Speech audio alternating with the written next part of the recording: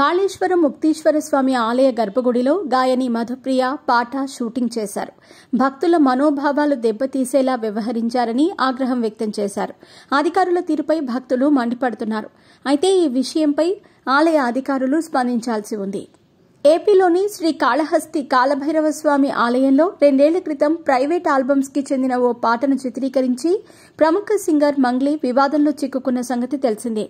ఇప్పుడు మరో సింగర్ మధుప్రియ కూడా అలాంటి వివాదంలోనే చిక్కుకుంది.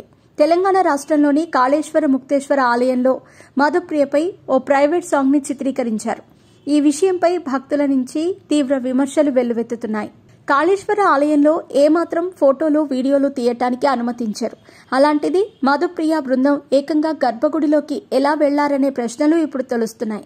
గర్భగుడిలోకి వెళ్లి ఎలా చిత్రీకరించారని భక్తులు ఆలయ సిబ్బందిని నిలదీస్తున్నారు. తమ మనోభావాలను మధుప్రియ ఆలయ అధికారులు దెబ్బతీశారని భక్తులు తీవ్ర ఆగ్రహం వ్యక్తం చేస్తున్నారు. మధుప్రియ టీం రాష్ట్ర దేవాదాయ శాఖ అనుమతితోనే ఆలయంలో చిత్రీకరించారా లేదా స్థానికంగా ఉండే గుడి సిబ్బందిని ఒప్పించి పాట తీసుకున్నారా అనే ప్రశ్నలు ఇప్పుడు భక్తుల్లో వ్యక్తమవుతున్నాయి. కాళేశ్వర ముక్తేశ్వర ఆలయంలో అపచారంపై అధికారులు స్పందించారు. దేవాదాయ ఉన్నతాధికారుల ఆదేశాల మేరకు ప్రకటన ద్వారా ఆలయ ఈవో వివరణ ఇచ్చారు. గాయని మధుప్రియ పాట షూటింగ్ చేసుకునేందుకు ఎలాంటి అనుమతి ఇవ్వలేదని వివరణ ఇచ్చారు. విధుల్లో ఉన్న పూజారికి నోటీసులు ఇచ్చామని వెల్లడించారు.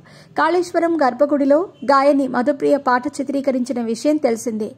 ఏబీఎన్లో కథనం ప్రసారంపై అధికారులు స్పందించారు.